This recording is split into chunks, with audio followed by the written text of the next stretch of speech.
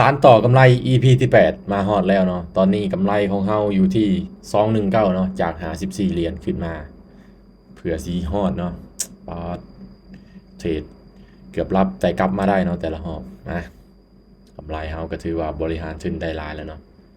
เดี๋ยวเฮาจะมาเทรดในกราฟของ .coin เนาะในหอบนี้เทคนิคก็บ่ต้องถามเนาะ balance of power เส้นเก่าเส้นเคยเนาะเทคนิค8แสนล้านมาเอาไปเลย9เหรียญ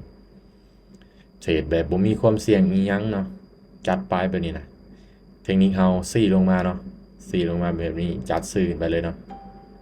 กำลังเป็นแดงงามเนาะแต่ว่าสลับแบบนี้มักสุดเนาะเทคนิคเฮากะซี่ลงมาพร้อมเนาะเดี๋ยวเฮามาลุ้นเบิ่งกันออเดอร์แรกจะแฮกมาในเฮาได้บ่ว่าจังได๋สลับได้บ่สลับงามๆได้บ่วิบวับวิบวับเลยเนาะมาขึ้นได้ขึ้นได้เขียวน้อยก็เขียวจังหวะนี้ว่าจังได้10 วิสุดท้ายมาเขียวนะเขียวเขียวเขียวท่องไว้มันต้องเขียว3 2ตึ๊บโอ้เรียบร้อยแล้ว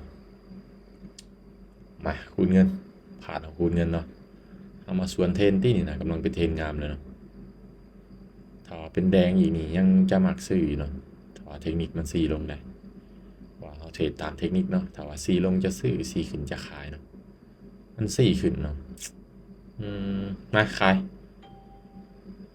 มันวิบวับวิบวับอยู่เนาะถ้าว่าเป็น3แดงงามๆก็จะซื้อเนาะโอ้ออก3แดงใช่เนาะมาเอาขายลงมาเนาะขายลงมาไม่คูณเงินของเราเนาะมา EP ที่8เนาะว่าจังได ET อยู่ซั่นออกผิดบ่ถูกอีกละว่าสิพักตัวเด้อนี่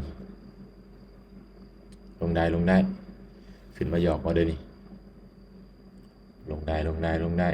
5 วิสุดท้าย3 2ตึ๊บโอ้ย3แดงเขียว1อะลีเนาะป้อ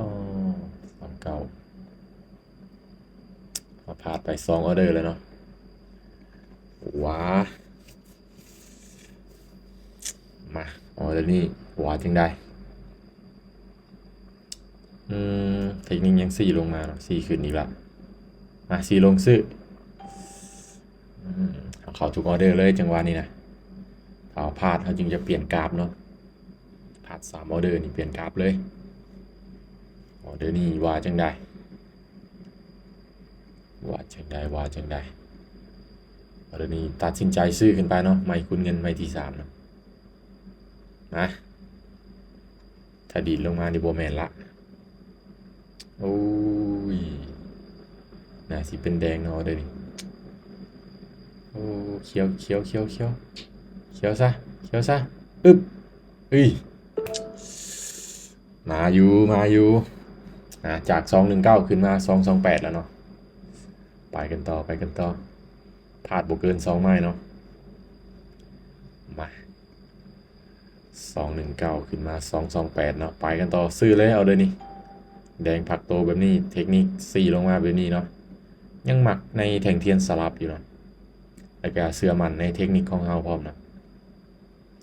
มาเฮาเทรดก็เฮาบ่จำเป็นต้องเทรดหลายออเดอร์ก็ได้เข้าฮอบละน้อยฮอบละน้อยก็จากกำไร54ขึ้นมา200ปลายเลยเนาะมันก็บ่ได้ยากจนเกินไปเนาะถ้าว่าเฮามีวินัยเนาะเข้าฮอบละน้อยก็ได้เนาะถ้าว่าอยู่ในตลาดดนเกินไปก็เฮ็ดให้ติดลบได้เนาะฉะนั้นก็เอาฮอบละน้อยก็เป็นการดีเนาะมาออเดอร์นี้ขึ้นมางามเนาะน่าจะบ่มีปัญหา3 2 1นี่จัดไปงามๆไปกันต่อไปกันต่อแบบนี้นะไปกันต่อเอาไปกันไปเนาะเทรดแบบบ่มีความเสี่ยงมันก็จะประมาณนี้แล้วเนาะเอาไปไปเอาไปไปเขาจะเดินเงินแบบนี้เนาะผ่านของคูณเงินได้เนาะคูณเงินได้เทคนิค4ลงมาเนาะออเดอร์นี้ซื้ออีกบาทนึงบวกกับสลับพร้อมเนาะมักสุดเนาะถ้าว่าสลับนี่มาออเดอร์นี้ว่าจังได๋สลับงามๆได้บ่3เฟรม30 วิเนาะเดี๋ยวมาลุ้นเบิ่งนำกันจังได๋ก็ต้องลุ้นเนาะโอ้หอมนี่น่ะวิบวับวิบวับเลยเนาะบ่อยู่นิ่งเลยมาออเดอร์นี้ว่าจังได๋ถ้าวินพักเลย บ่วินคุณเงินเนาะมาจังใดกันรุ่นเบิงจนวินาทีสุดท้ายเนาะ10วิสุดท้ายว่าจังใดขอให้เป็นเขียวซะอุ้ย3 2ตึ๊บอุ้ยเสมอซ้ำเนาะเสมอซ้ำเสมอกับไปกันต่อเนาะมันบ่อยากให้เขาหยุดนะมาวินอีกออเดอร์หนึ่งจะหยุดทันทีเนาะถ้าว่าพลาดก็จะคูณเงินขึ้นไปปิดเสมอสำเนาะอืมว่ามันสิออกเสมออีกบาทนี้มาเทคนิค4ขึ้นเนาะขายขายปิดเขียวไหมปีอะโอ้ปิดเสมอสำเนาะยันเสมออีกอยู่เด้อเอาเดี๋ยวนี้มาเอาขายลงมาเนาะโอ้ขายไปที่ขึ้นไป